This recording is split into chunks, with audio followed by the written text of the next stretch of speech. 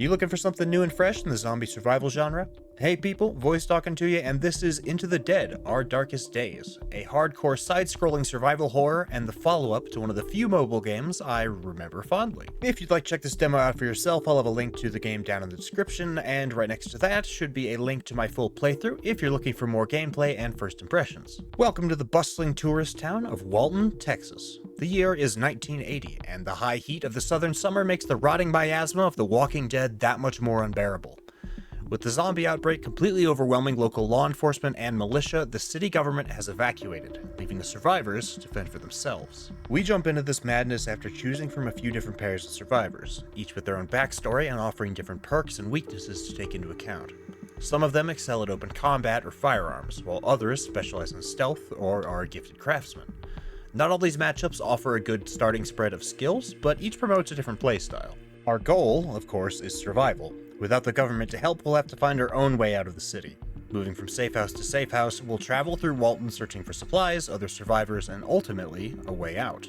But with the dead now outnumbering the living, that won't be an easy task. Now before I get too far into the game, let me talk quickly about its origins. To my knowledge, this is actually the third game from the Into the Dead series that the developers have made. Pickpock released the first Into the Dead as a mobile runner game. Essentially, the player would sprint through a growing crowd of zombies and pick up weapons to try and make it as far as possible. Into the Dead 2 was similarly a mobile runner, but this time with a dedicated story, where a trucker stranded on the road must make the journey back to his family through the emerging apocalypse on foot. I actually played both of these games not long after they released, and though the gameplay of both was pretty decent, it wasn't the addictive mobile experience that I remember the most. Despite being such simple concepts, Into the Dead most impressed me with its outstanding atmosphere and sound design. During parts of your run, you would pass through dark forests where the only way to navigate was by the glowing eyes of the undead and the sound of their breathing. Other times, dashing through a cornfield, you'd have to stick to open rows or risk crossing between them where a zombie could be hiding. It's a terrifying concept and far ahead of its time. We never really learned much about the world of Into the Dead, but tons of subtle details in the environment and the fantastic atmosphere left me wishing it was something more than just a mobile arcade experience. Into the Dead 2 didn't quite fulfill that wish, though it did try, but now Our Darkest Days seems to be looking to do exactly that, though it has left behind much of its mobile origins to do so, which is honestly for the best. Now, as for how the overall game plays, think This War of Mine with zombies, and you'll be on the right track. Each in-game day is divided into a day phase and a night phase. You can command the survivors around your base to perform different tasks like crafting items, cooking food, repairing barricades, and resting. Managing how each survivor spends their time is going to be vital for long-term survival. Each character has a hunger, fatigue, and a morale meter. Hunger is of course recovered by eating food, and fatigue is removed by resting for a phase. Morale can be relieved by building communal areas and using items like alcohol. Lastly, you'll need to keep an eye on the strength of your home's barricades, as pretty much every phase the undead will attack, dealing damage to your defenses and terrifying your survivors. The longer you spend in one location, the more damage the horde will do, so be sure to stay on the move if you don't want to get overwhelmed. After bringing back some materials, you can also upgrade your base by constructing new modules. These are expensive, but travel with you when you change locations, and can be used to craft weapons, cook food, make medicine, improve morale, or remove conditions. Each base location also has its own benefits, such as built-in beds or water collectors, so pay attention when choosing your next safe house.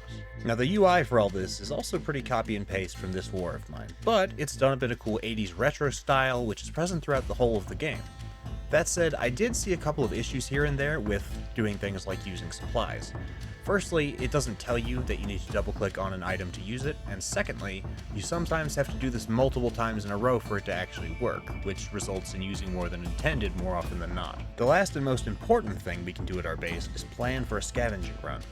When plotting a route, we can see a map of the nearby city marked with potential scavenging sites. Keep in mind that we can only scavenge locations within range of our current safe house, so moving to a new base will also give you access to new locations. Inventory space will always be limited, so be careful about what you choose to bring with you. Then again, you can't use food or healing items when you're scavenging anyways, so weapons and lockpicks are all you'll really need. That said, you will need a lot of weapons, and most of them will break after 2 to 3 kills. I'm gonna stab you in the back of the head now. There you go. Oh well, there goes my scissors. Each scavenging site is a self-contained level, with an exit on either side of the location. Now, as I mentioned, this is a side-scroller, but it's hardly a two-dimensional experience. You'll notice pretty quickly that there is quite a bit going on in the background of each level, and this is where the real charm of this game starts to show. There are tons of little details that tell the story of each location in impressive clarity without slowing the game down at all. There's always something going down in the background. It's freaky, it's weird, it's unsettling, and you have to just act like it's not there half the time. Though these graphics are quite pretty, the details aren't just for artistic expression. Notice a low-hanging porch or a tipped light pole? Chances are you can climb it. Stairs in the background can be scaled, ladders and fences can be climbed, and other environmental features like generators and hiding spaces can all be interacted with. Speaking of hiding, stealth is going to be the only way you're going to survive a scavenging run. You see all those zombies standing around in the background? Well, they aren't just part of the scenery. You might be able to just walk past them as long as you're quiet, but you make too much noise and they will join the fray and quickly overwhelm you. And once a survivor dies, there's no getting them back. Combat as a whole is pretty scary, but the lack of options makes it kind of underwhelming. Our only real abilities are to attack or run. No block, no dodge, no grab, nothing like that. Once your weapon breaks, you won't automatically switch to the next one either, so you'll have to stop and open your bag to sort to it. I, however, would much rather just beat the tar out of a zombie with my bare fists than worrying about sorting to the next weapon. And surprisingly, throwing hands is actually a pretty viable option for one-on-one. Get punched. These hands rated E for everyone. Buy one, get one free. But if you think you can handle them all, you're wrong. As I mentioned, each weapon breaks pretty quickly, so even if your luck manages to hold out during a fight with a horde, your weapon definitely won't. Each weapon has its own stats, and it's extremely important to pay attention to these. Not only will this tell you its speed and damage, but also its durability and the amount of noise it makes. Sneaking up behind an enemy will allow us to stealth kill them without much of a fight, but doing this with a noisy weapon could still piss off the horde. On the other hand, the impact effects of melee weapons are so good. Hits are meaty, wet, and disturbingly realistic. Chonk. Oh, that's a good animation too. I love how meaty that is. Stealth kills aren't flashy, gory displays of weapon skills. Instead, they are frantic, close-quarters takedowns with a scary level of realism. And the whole time you're sitting there, holding your breath and praying that nothing hurts you. Our other stealth skills include the ability to pick locks, peek through doors, and use hiding places. Closing doors behind us can help keep noise from carrying, and slowly advancing through doors and hiding spots is the best way to keep from being spotted.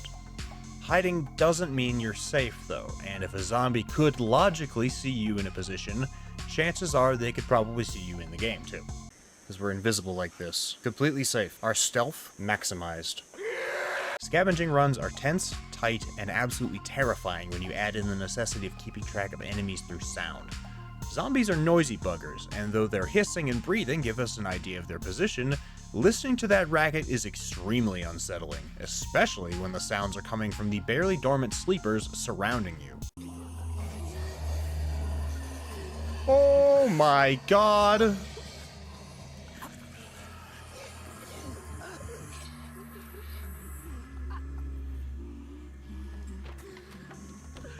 Oh my god. That was terrifying. Of course, sometimes something beyond your control will set the horde against you. These levels aren't just static locations to search, but include tons of background events that force you to change your plans and adapt to survive. Sometimes other survivors might draw the horde away. A tripped alarm could force you to flee or be swarmed. Honestly, the amount of dynamic interactions, alternate routes, and overall life each level has made every run a story of its own. Now, scavenging obviously lets us bring back supplies and materials, but we can also find and recruit new survivors and use viewpoints to uncover new map locations. Lastly, and most importantly, we can find clues to various plans. The end goal of the game is to uncover and enact a plan, though I only got to seek out some clues in the demo, so I'm only assuming. Despite the many good qualities this title's already showing, it obviously isn't perfect. First and foremost, despite the many similarities to this war of mine, it doesn't seem to have the same emotional pull, despite being more overtly scary. I think a big part of that is the characters. They don't talk much, and they mostly repeat the same couple lines when they do. Secondly, combat outside of stealth kinda sucks. Of course, I mean that in a bad for your health kind of way, but I also mean it's really bland. I understand why there isn't like a perfect dodge system or anything like that that lets us make it through unscathed, but letting us shove enemies back or maybe giving us a backstep for one-on-one combat could make things more fun without taking the edge off. Lastly, base management is way too easy right now. It seems like there are some conditions, like hope, illness, and grief, that are included, but they aren't very well addressed or implemented, and offering some changes in the home situation could add a bit more replayability, because the demo was pretty linear. That aside, the atmosphere of this game absolutely lives up to the precedent set by the previous games. I don't know if it's quite similar enough to warrant the same title, but the surreal and vicious world of Into the Dead has made quite a first impression in the PC space. As a general survival horror experience with hardcore elements, I feel this title is setting itself up to be something really awesome. Then again, I'm just the voice in your head. So, how are we feeling about Our Darkest Days? Did you play the previous games? How does this one stack up to your expectations of those titles? Are you a fan of this war of mine? Do you think this game stands out on its own, or do you feel like it's relying too heavily on another game's style? Let me know what you think in the comments. I'd love to talk with you about it. If you enjoyed this video, leaving a like helps the channel overcome the algorithm and keeps the horde away from my door. If you're looking for more, subscribing is the best way to support the channel and keep new reviews coming your way, because I put out new stuff every single week. Thanks so much for listening to me today, and you'll be hearing from me again real soon.